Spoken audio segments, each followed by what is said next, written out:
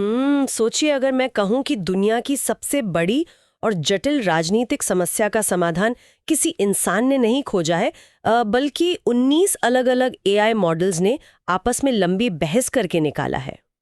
सुनने में तो ये बिल्कुल किसी साइंस फिक्शन फिल्म की शुरुआत लगता है ना? बिल्कुल। लेकिन आज हम जिस शोध पत्र पर चर्चा कर रहे हैं, उसकी सच्चाई बिल्कुल यही है। आज की इस गहन चर्चा में हम नेस्टेड डेलीगेशन नाम के एक रिसर्च पेपर को डिकोड कर रहे हैं। और सबसे हैरान करने वाली बात यह है कि इसे द 19 एक्सपर्ट डेल्फी कंसोर्टियम ने लिखा है। ये कोई मामूली रिसर्च ग्रुप नहीं है। हाँ, मतलब इसमें कोई इंसान नहीं था, सिर्फ एआई मॉडल्स थे। सही कहा। इस शोध में 19 विशेष एआई पर्सोना शामिल थे। इनमें राजनीति विज्ञान के दिग्गज, मैक्रो इकोनॉमिस्ट और दुनिया भर के संविधानों को समझने वाले एआई मॉडल्स थे। अरे वाह! तो इन सब ने मिलकर काम कैसे किया? इन सभी ने एक 3 राउंड डेल्फी प्रोसेस में हिस्सा लिया और इसी प्रक्रिया के जरिए उन्होंने बहुस्तरीय शासन व्यवस्था का विश्लेषण किया है। एक मिनट, तो ये डेल्फी प्रोसेस वास्तव में काम कैसे करता है? मेरा मतलब है, क्या ये 19 एआई एक चैट रूम में बैठकर इंसानी राजनीति पर गपशप कर रहे थे? कुछ हद तक आप ऐसा ही कह सकती हैं। डेल्फी प्रक्रिया असल में आम सहमति या कंसेंसस बनाने का एक बहुत ही व्यवस्थित तरीका होता है। अच्छा, तो इसके अलग-अलग राउंड्स होते हैं। जी बिल्कुल। पहले राउंड में इन सभी मॉडल्स ने दुनिया भर की बढ़ती आबादी और जो चरमराती शासन व्यवस्था है, उस पर अपने स्वतंत्र विचार रखे। बिना एक दूसरे से प्रभावित हुए। एकदम सही। फिर दूसरे राउंड में उन्हें एक दूसरे के तर्क पढ़ने को दिए गए।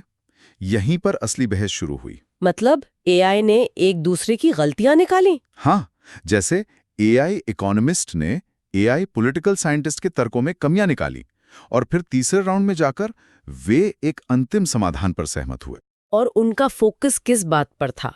उनका मुख्य फोकस इस बात पर था कि जब किसी देश की आबादी तेजी से बढ़ती है, तो वहां की लोकतांत्रिक व्यवस्थाओं पर जो भारी दबाव पड़ता है, उसे कैसे संभाला जाए। ये दबाव वाली बात तो बहुत ही प्रासंगिक है। मतलब आज दुनिया के किसी भी बड़े लोकतंत्र को देख लीजिए, जैसे जैसे जनसंख्या बढ़ती है, एक प्रतिनिधि और उसके क्षेत्र की जनता के बीच का जो अनुपात होता है ना, वो पूरी तरह से बिगड़ जाता है। बिल्कुल, वो अनुपात चरमरा जाता है। हाँ, मतलब एक सांसद पर 25-30 लाख लोगों की जिम्मेदारी आ जाती है। जाहिर है वो हर किसी की समस्या तो सुन नहीं सकता। ये इंसानी क्षमता के बाहर है। तो इसी दबाव के कारण हमेशा एक ही मांग उठती है कि संसद या विधानसभा में सीटों की संख्या बढ़ा दी जाए। सीधा सा लॉजिक लगता है कि ज्यादा लोग हैं तो ज्यादा नेता ले आओ। सतह पर देखने में ये सबसे तार्किक गणित लगता है। प्रशासन सोचता है कि अगर हम नेशनल लेवल पर सीटें बढ़ा दें, जिसे हम हॉरिजॉन्टल एक्सपेंशन कह सकते हैं, तो प्रतिनिधित्व बेहतर हो जाएगा। हाँ, लोग तो यही मानते हैं। लेकिन एआई कंसोर्शियम का पहला निष्कर्ष ही इस आम धारणा को पूरी तरह से खारिज कर देता है। खारिज कर देता है? पर क्यों? मतलब अगर किसी काम के लिए लोग कम पड़ रहे हैं तो और लोग ले आना तो सबसे सीधा उपाय है ना? देखने में सीधा लगता है। मुझे याद है पहले जब हम ट्रैफिक जैम की बात करते थे तो सब कहते थे कि सड़कें चौड़ी कर दो, लेकिन बाद में पता चला कि सड़कें चौड़ी करने से ट्रैफिक कम नहीं होता, बल्कि और गाड़ियां सड़क पर आ जाती हैं। ये तुलना काफी हद तक सही है, लेकिन आपने पहले रेस्टोरेंट की रसोई वाला जो उदाहरण दिया था ना, वो इस हॉरिजॉन्टल एक्सपेंशन की समस्या को और भी बेहतर तरीके से समझाता है। ओह हाँ, रसोई वाला उदाहरण। श्रोताओं को ये इमेजिन करना चाहिए, मान लीजिए कि एक रेस्टोरेंट बहुत लोकप्रिय हो गया है, ग्राहकों की भारी भीड़ बढ़ रही है और ऑर्डर समय पर पूरे नहीं हो पा रहे हैं। काम का दबाव बढ़ गया है। तो अब मैनेजर सोचता है कि रसोई में 5 रसोइयों की जगह 15 रसोइये रख लिए जाएं। लेकिन रसोई का आकार तो वही है, गैस स्टोव उतने ही है, बिल्कुल, इंफ्रास्ट्रक्चर तो सीमित है। तो अब वो 15 रसोइये एक दूसरे से टकरा रहे हैं। कोई नमक मांग रहा है, किसी के हाथ से ग्रेवी गिर रही है। खाना जल्दी बनने के बजाय पूरी रसोई में सिर्फ अव्यवस्था फैल जाती है। तो क्या राष्ट्रीय विधायिकाओं में सीटों को बढ़ाने का भी यही असर होता है? एकदम सटीक। एआई मॉडल्स ने डेटा के आधार पर साबित किया है कि जब आप नेशनल असेंबली में बहुत ज्यादा सीटें जोड़ देते हैं, तो डिमिनिशिंग रिटर्न्स का सिद्धांत लागू होने लगता है। डिमिनिशिंग रिटर्न्स मतलब फायदा होने की बजाय नुकसान होने लगता है। जी। आप सांसद तो बढ़ा रहे हैं, लेकिन कानून बनाने की जो लेजिस्लेटिव प्रोडक्टिविटी है वो तेजी से गिरने लगती है। सब एक दूसरे के काम में अड़ंगा डालते हैं। बाप रे। मतलब ज्यादा नेता कम काम। हाँ, लेकिन सबसे खतरनाक बात जो इस शोध से सामने आई, वो प्रोडक्टिविटी का गिरना नहीं है, वो है पार्टिसन पोलराइजेशन, यानी दलीय ध्रुवीकरण का भयानक रूप से बढ़ना। मैं यहाँ थोड़ा रुकना चाहूंगी। ये बड़ा अजीब है। ज्यादा नेताओं के होने से ध्रुवीकरण या कट्टरता कैसे बढ़ती है? इसका मैकेनिज्म क्या है? इसे ऐसे समझिए, जब संसद में 300 की जगह 800 प्रतिनिधि हो जाते हैं तो हर प्रतिनिधि के पास बोलने का समय बहुत कम रह जाता है। सबको अपनी बात रखने का मौका नहीं मिलता। बिल्कुल। अब उस भारी भीड़ में और मीडिया के कैमरों के सामने कोई भी नेता अगर संतुलित और शांत बात करेगा तो उसकी आवाज किसी तक नहीं पहुंचेगी।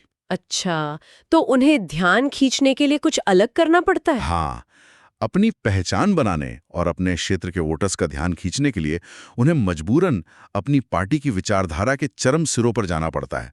वो जोर से चिल्लाते हैं, विवादित बयान देते हैं। तो ये असल में एक अटेंशन इकोनॉमी की समस्या बन जाती है। एकदम सही शब्द इस्तेमाल किया आपने। जब भीड़ ज्यादा होती है तो संयमित और मॉडरेट आवाजें शोर में दब जाती हैं, और जो सबसे ज्यादा शोर मचाता है बस वही दिखाई देता है। बिल्कुल। इसी वजह से बहसें अधिक तीखी हो जाती हैं और असल मुद्दों पर कानून बनाने की प्रक्रिया बस एक राजनीतिक अखाड़े में तब्दील हो जाती है। ये तो बहुत ही डरावनी तस्वीर है। इसीलिए तो 19 एआई का ये कंसेंसस बना कि शीर्ष स्तर पर क्षैतिज विस्तार यानी हॉरिजॉन्टल एक्सपेंशन शासन को बेहतर बनाने के बजाय उसे पंगु बना देता है। तो अगर हम नेशनल लेवल पे सीटें नहीं बढ़ा सकते तो फिर समाधान क्या है? अगर ऊपर की तरफ नहीं जा सकते तो क्या हमें नीचे की तरफ जाना होगा? यही इस रिसर्च का टर्निंग पॉइंट है। एआई विशेषज्ञों के पैनल ने वर्टिकल इंटीग्रेशन की ओर ध्यान केंद्रित किया। वर्टिकल इंटीग्रेशन मतलब गहराई में जाना? जी। उन्होंने कहा कि असली समाधान क्षैतिज रूप से फैलने में नहीं है, बल्कि ऊर्ध्वाधर या वर्टिकल रूप से गहराई में जाने में है। यानी ग्राम पंचायत, राज्य और केंद्र को एक नई संरचना में ढालना। पर एक मिनट, यहाँ मुझे एक बहुत बड़ी व्यवहारिक चुनौती नजर आ रही है। वर्टिकल इंटीग्रेशन सुनने में तो बहुत शानदार शब्द लगता है। लेकिन अगर हम ग्राम, राज्य और राष्ट्रीय स्तरों को एक साथ जोड़ देंगे तो इसका सीधा मतलब है कि एक फैसले को लागू होने के लिए तीन लेयर्स से गुजरना पड़ेगा। जी, लेयर्स तो बढ़ जाएंगे। तो क्या हम एक समस्या को सुलझाने के चक्कर में लाल फीताशाही और रेड टेप का एक नया पहाड़ नहीं खड़ा कर रहे हैं? सेंटर कुछ कहेगा, स्टेट कुछ और करेगा, और ग्राम पंचायत तक जाते जाते फंड्स फाइल में ही अटक जाएंगे। इसे तो इंस्टीट्यूशनल फ्रिक्शन कहते हो ना? ये बहुत ही वाजिब चिंता है। और दिलचस्प बात यह है कि डेल्फी प्रक्रिया के पहले राउंड में एआई अर्थशास्त्रियों ने भी ठीक यही मुद्दा उठाया था। अच्छा, मतलब एआई को भी ये फ्रिक्शन नजर आया? बिल्कुल। बहुस्तरीय नौकरशाही हमेशा काम को धीमा करती है, ये बात वो भी जानते थे। लेकिन लंबी बहस के बाद एआई मॉडल्स ने जो समाधान निकाला वो इस पूरे सिस्टम को देखने का नजरिया ही बदल देता है। तो उन्होंने क्या नजरिया दिया? उन्होंने कहा कि समस्या इन लेयर्स के होने में नहीं है, समस्या इस बात में है कि हम इन लेयर्स का इस्तेमाल कैसे करते हैं। तो वो इस टकराव या फ्रिक्शन से बचने का क्या उपाय सुझाते हैं? उनका कहना है कि ग्राम स्तर को सिर्फ एक रिडंडेंट लेयर या आदेशों को आगे पास करने वाला डाकिया नहीं होना चाहिए। वो सिर्फ रबर स्टैंप ना हो। सही कहा। इस वर्टिकल इंटीग्रेशन में स्थानीय इकाइयां राज्य विधानसभाओं के लिए बुनियादी ईंटों या बिल्डिंग ब्लॉक्स के रूप में काम करेंगी, और इसी पूरे सिस्टम को इस पेपर में नेस्टेड डेलीगेशन मॉडल का नाम दिया गया है। नेस्टेड डेलीगेशन, चलिए इसे थोड़ा डीकोड करते हैं। मुझे याद है लोग इसे समझाने के लिए अक्सर किसी मल्टीनेशनल कंपनी के सीईओ और लोकल मैनेजर का उदाहरण देते हैं। लेकिन मुझे वो उदाहरण हमेशा बहुत अधूरा लगता है। अधूरा क्यों? क्योंकि राजनीति कोई कंपनी थोड़ी है। कंपनी में सब कुछ मुनाफे के लिए होता है, जबकि शासन में ऐसा नहीं है। आप बिल्कुल सही सोच रही हैं। कॉर्पोरेट मॉडल यहाँ पूरी तरह फिट नहीं बैठता। तो क्या हम इसे एक स्मार्टफोन के ऑपरेटिंग सिस्टम के उदाहरण से समझ सकते हैं? ये दिलचस्प है, बताइए कैसे? मान लीजिए जो हमारा राष्ट्रीय स्तर है यानी केंद्र सरकार, वो स्मार्टफोन का बेस ऑपरेटिंग सिस्टम है, जैसे iOS या एंड्रॉइड। उसका काम है ये सुनिश्चित करना कि फोन क्रैश ना हो, बैटरी सही चले और सिक्योरिटी बनी रहे। कोर सिस्टम स्टेबल रहे। हाँ, वो हर एक ऐप के अंदर जाकर ये नहीं देखता कि ऐप कैसे काम कर रहा है। फिर हमारे पास अलग अलग ऐप्स हैं, जैसे फूड डिलीवरी ऐप या कैब बुक करने वाला ऐप। ये हमारा ग्राम स्तर है। वाह, हर ऐप की अपनी एक खास जरूरत है। बिल्कुल। हर ऐप एक बहुत ही विशिष्ट जरूरत को पूरा करता है और जो राज्य स्तर है वो इन दोनों के बीच का एपीआई है, जो ये सुनिश्चित करता है कि ऐप को बेस सिस्टम से सही मेमोरी और प्रोसेसिंग पावर मिलती रहे बिना किसी टकराव के। ये बहुत ही सटीक और आधुनिक उदाहरण है। नेस्टेड डेलीगेशन मॉडल ठीक इसी तरह काम करता है। मतलब ये एनालॉजी काम कर गई? एकदम। इस ढांचे में जो हमारी राष्ट्रीय संसद है, यानी आपका बेस ऑपरेटिंग सिस्टम, उसे बहुत लीन या छोटा रहना चाहिए। लीन रहना चाहिए मतलब उन्हें हर चीज में दखल नहीं देना चाहिए। बिल्कुल। उसका फोकस केवल विदेश नीति, राष्ट्रीय सुरक्षा, बड़े इंफ्रास्ट्रक्चर और मैक्रो इकोनॉमिक्स पर होना चाहिए। उसे मोहल्ले की सड़कें बनाने या स्कूल के कमरे बनवाने में नहीं उलझना चाहिए। और ग्राम स्तर यानी हमारे ऐप्स, उनका क्या रोल है? ग्राम स्तर वो जगह है जहां शासन का असली यूजर इंटरफेस होता है। क्योंकि एक बात जो एआई मॉडल्स ने बहुत स्पष्ट रूप से पकड़ी वो है इंफॉर्मेशन एसिमेट्री, यानी सूचना की विषमता। इंफॉर्मेशन एसिमेट्री, इसे थोड़ा आसान भाषा में समझाएंगे। मतलब दिल्ली या वॉशिंगटन में बैठे किसी मंत्री को ये कभी पता नहीं हो सकता कि आपके मोहल्ले में किस गली की स्ट्रीट लाइट खराब है, या किस स्थानीय तालाब की सफाई होनी है। ये जानकारी सिर्फ स्थानीय लोगों के पास होती है। थियोरी में तो ये बात बहुत अच्छी लगती है, और ये बात तो हम बरसों से सुनते आ रहे हैं कि पावर आम आदमी के हाथ में होनी चाहिए। लेकिन थियोरी और प्रैक्टिस में बहुत फर्क होता है। हाँ, ये बात तो है।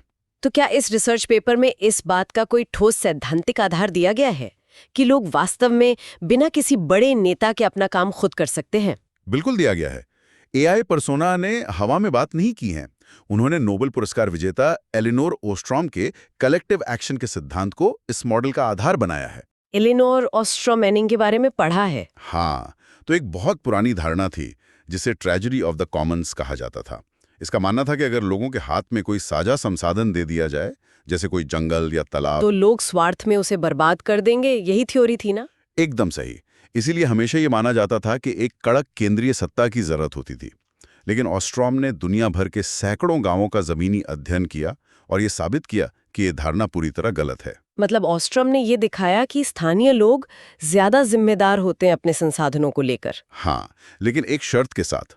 उन्होंने साबित किया कि स्थानीय समुदाय अपने संसाधनों का प्रबंधन किसी भी दूर बैठे नौकरशाह से 1000 गुना बेहतर कर सकते हैं, बशर्ते उन्हें अपने नियम खुद बनाने की स्वायत्तता दी जाए। तो ये नेस्टेड डेलीगेशन इसी स्वायत्तता को संस्थागत रूप देता है? जी बिल्कुल, वो इसी को सिस्टम का हिस्सा बना देता है। ठीक है, मैं ऑस्ट्रॉम की बात मानती हूँ। ग्राम स्तर अपनी जिम्मेदारी संभाल लेगा और नेशनल लेवल सिर्फ बड़े मुद्दे देखेगा। लेकिन फिर राज्य स्तर क्या करेगा? यही तो सबसे दिलचस्प हिस्सा है। क्या स्टेट लेवल के नेता सिर्फ फाइलें इधर से उधर करने के लिए हैं? नहीं, राज्य स्तर की भूमिका यहाँ सबसे जटिल और महत्वपूर्ण है। पेपर में विलियम राइकर के फेडरलिज्म या संघवाद का हवाला दिया गया है। राइकर का सिद्धांत क्या कहता है? राइकर का तर्क था कि संघीय व्यवस्था तभी बच सकती है जब शक्तियों का स्पष्ट पृथक्करण हो, यानी सेपरेशन ऑफ पावर्स।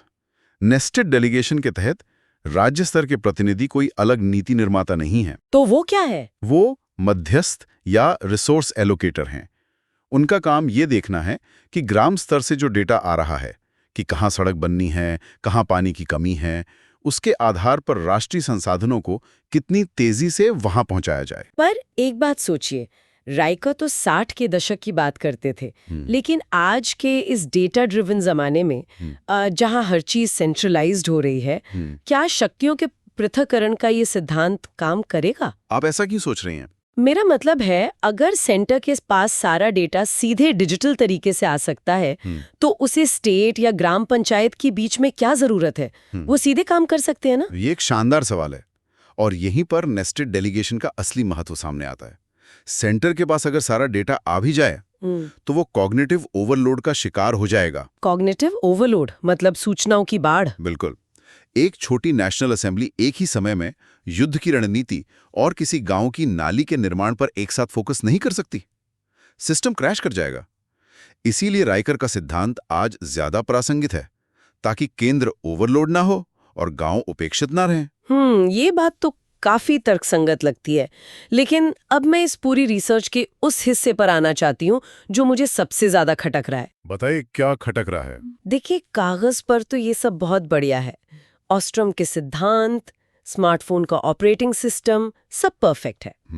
लेकिन जब हम जमीनी हकीकत पर आते हैं तो इंसान स्वार्थी है। वो तो है। अगर हम मान लें कि राज्य का नेता सिर्फ एक मध्यस्थ है जो फंड पास करेगा, लेकिन अगर गांव का सरपंच ही भ्रष्ट हो, मान लीजिए सड़क बनी ही नहीं, लेकिन सरपंच ने राज्य सरकार को रिपोर्ट भेज दी कि सड़क बन गई है, ये बहुत आम बात है।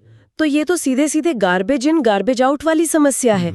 गलत डेटा सिस्टम में जाएगा तो सारा नेस्टेड डेलीगेशन ताश के पत्तों की तरह ढह जाएगा। एआई कंसोर्टियम ने इस इंसानी भ्रष्टाचार को कैसे सुलझाया? मुझे खुशी है कि आपने इस पर कड़ा सवाल उठाया, और आपको जानकर हैरानी होगी कि उन 19 एआई मॉडल्स ने भी इंसानी नियत पर बिल्कुल भरोसा नहीं किया है। अच्छा, तो उन्होंने क्या उपाय निकाला? उन्होंने इस मॉडल की सफलता के लिए एक अनिवार्य शर्त रखी है, जिसे उन्होंने डिजिटल सब्सिडियरिटी या डिजिटल पारदर्शिता का है। और ध्यान रहे, ये सिर्फ किसी सरकारी वेबसाइट पर पीडीएफ अपलोड करने के बारे में नहीं है। तो ये क्या है? क्योंकि हर सरकार आज दावा करती है कि वो डिजिटल है, और फिर भी भ्रष्टाचार तो होता ही है। एआई मॉडल्स जिस डिजिटल पारदर्शिता की बात कर रहे हैं, वो रियल टाइम, ब्लॉकचेन आधारित या अपरिवर्तनीय लेजर प्रणाली है। जब आप कह रही हैं कि सरपंच झूठ बोल सकता है, तो ये डिजिटल सब्सिडियरिटी इस लूप होल को हमेशा के लिए बंद कर देती है। कैसे? जमीनी स्तर पर यह काम कैसे करेगा? मान लीजिए ग्राम स्तर पर एक सड़क बननी है। उसका पूरा प्रपोजल एक सुरक्षित डिजिटल नेटवर्क पर दर्ज होगा, जिसे कोई एक व्यक्ति डिलीट या एडिट नहीं कर सकता। ठीक है, रिकॉर्ड पक्का हो गया। हाँ, अब उस सड़क के बनने की प्रगति को स्मार्ट कॉन्ट्रैक्ट्स और जियो टैगिंग के जरिए जोड़ा जाएगा। जब तक निर्माण सामग्री की जियो टैग की गई तस्वीरें और स्थानीय लोगों का डिजिटल अप्रूवल सिस्टम में दर्ज नहीं होता, तब तक राज्य स्तर से पैसा रिलीज ही नहीं होगा। एकदम सही, पैसा ऑटोमेटिकली रुका रहेगा। ओ, तो मतलब ये किसी बाबू की मेज पे रखी फाइल नहीं है जिस पर हस्ताक्षर करने के लिए रिश्वत देनी पड़े। बिल्कुल नहीं, ये एक डिसेंट्रलाइज्ड नेटवर्क है जहां हर स्तर के बीच सूचनाओं का प्रवाह खुला है। राज्य का कोई मंत्री अपनी मनमर्जी से किसी फंड को अपने चहेते ठेकेदार की तरफ नहीं मोड़ सकता, क्योंकि सारा डेटा सबके सामने है। हाँ, सारा डेटा और आवंटन का गणित उसी वक्त पब्लिक डोमेन में राष्ट्रीय और ग्राम स्तर दोनों को दिखाई दे रहा होता है। डिजिटल पारदर्शिता वो गोंद है, या कहें कि वो कंक्रीट है, जो इस पूरे ढांचे को भ्रष्टाचार से बचाकर मजबूती से खड़ा रखता है। ये सचमुच शासन को देखने का एक बहुत ही नया नजरिया है। बिल्कुल। इसका सीधा असर लोगों पर यह होगा कि उनके मोहल्ले में गड्ढे भरने का फैसला दिल्ली में बैठे किसी मंत्री के बजट या मूड पर निर्भर नहीं करेगा। बिल्कुल, सिस्टम खुद काम करेगा। अगर स्थानीय समुदाय तय करता है कि गड्ढा भरना है, तो डिजिटल सिस्टम उसे अप्रूव करेगा और राज्य का काम सिर्फ उस प्रक्रिया को बिना किसी रुकावट के होने देना है। एकदम सही समझा आपने। इसका मतलब है कि सत्ता वही लौट रही है जहां उसे होना चाहिए, सीधे लोगों के पास। और राष्ट्रीय स्तर का ध्यान सिर्फ देश की सुरक्षा और तरक्की की बड़ी तस्वीर पर केंद्रित हो जाता है। तो अगर हम इस पूरी गहरी चर्चा को समेटें, तो ये स्पष्ट है कि सिर्फ कुर्सियां बढ़ाने और ज्यादा नेताओं को संसद में बिठाने से लोकतांत्रिक व्यवस्थाएं बेहतर नहीं होती। ये बिल्कुल वैसा ही है जैसे फोन हैंग होने पर आप और ज्यादा भारी एप्स डाउनलोड कर लें। बहुत ही बढ़िया तरीके से समेटा आपने। हमें एक नेस्टेड डेलीगेशन चाहिए, जहां ग्राम पंचायत डेटा और स्थानीय निर्णय ले, राज्य एक पारदर्शी मध्यस्थ बने और केंद्र सिर्फ बड़े नीतिगत फैसले ले। और ये सब एक ऐसे डिजिटल नेटवर्क पर काम करे जिसे कोई भी भ्रष्ट इंसान हैक या मैनिपुलेट ना कर सके। बिल्कुल। लेकिन इस चर्चा को खत्म करने से पहले मेरे दिमाग में एक बहुत ही अजीब लेकिन बेहद दिलचस्प विचार आ रहा है, जिसे सुनकर शायद कुछ लोगों को थोड़ी बेचैनी भी हो सकती है। ऐसा क्या विचार है? देखिए, इस पूरी व्यवस्था की खामियों को किसने पकड़ा? 19 एआई मॉडल्स ने। उन्होंने इंसानी राजनीति के ध्रुवीकरण की बीमारी को पहचाना और डिजिटल पारदर्शिता का समाधान दिया। अब आप खुद सोचिए, इस नए मॉडल में राज्य स्तर के नेता का काम क्या रह गया है? मुख्य रूप से तो मध्यस्थता का ही काम है। हाँ, उसका काम सिर्फ ग्राम स्तर का प्रमाणित डेटा देखना है और उसके आधार पर राष्ट्रीय बजट से फंड आवंटित करना है। उसे नीति नहीं बनानी, उसे सिर्फ डेटा के आधार पर फैसले लेने हैं और बीच में कोई रुकावट नहीं डालनी। हाँ, सैद्धांतिक रूप से उनका काम एक कुशल रिसोर्स मैनेजर का ही रह जाता है। तो फिर यहाँ एक बहुत बड़ा सवाल खड़ा होता है। अगर राज्य स्तर के प्रतिनिधियों का काम सिर्फ डेटा पढ़ना और संसाधनों को रूट करना है, जिसे हर हाल में पारदर्शी और निष्पक्ष होना चाहिए, तो क्या भविष्य में हमें इन मानवीय मध्यस्थों की जरूरत ही रहेगी? मतलब आप कह रही हैं कि मैं कह रही हूँ कि क्या भविष्य में ऐसा हो सकता है कि राज्य स्तर का ये काम किसी विधायक या मंत्री के बजाय एक निष्पक्ष एल्गोरिदम या एआई को सौंप दिया जाए? ओह, ये तो बहुत ही रैडिकल विचार है। सोचिए ना, एक ऐसा एआई जो न रिश्वत ले, न अपने रिश्तेदारों को टेंडर दे और न ही किसी राजनीतिक ध्रुवीकरण का शिकार हो। वो सिर्फ ग्राम पंचायत का वेरीफाइड डेटा देखे और मिलीसेकंड्स में रिसोर्स एलोकेट कर दे। ये एक बहुत ही गहरा और थोड़ा डराने वाला विचार है, लेकिन अगर हम एआई कंसोर्टियम के तर्कों को उनके अंतिम निष्कर्ष तक ले जाएं, तो ये बिल्कुल संभव लगता है ना? हाँ, ये हमें ये सोचने पर मजबूर करता है कि कल की दुनिया में जनप्रतिनिधि होने का असली मतलब क्या होगा। क्या वो हमेशा एक इंसान ही होगा, या शासन की सबसे मजबूत कड़ी बस एक निष्पक्ष कोड बन जाएगा? और यही वो सवाल है जो हम आज अपने श्रोताओं के लिए छोड़कर जा रहे हैं। क्या हम एक ऐसे भविष्य की ओर बढ़ रहे हैं जहां राजनीति में इंसानों की जगह कम और पारदर्शी एल्गोरिदम की जगह ज्यादा होगी? ये निश्चित रूप से गहराई से सोचने वाली बात है। आज के हमारे इस डीप डाइव में बस इतना ही। सीखते रहिए और सिस्टम से सवाल करते रहिए।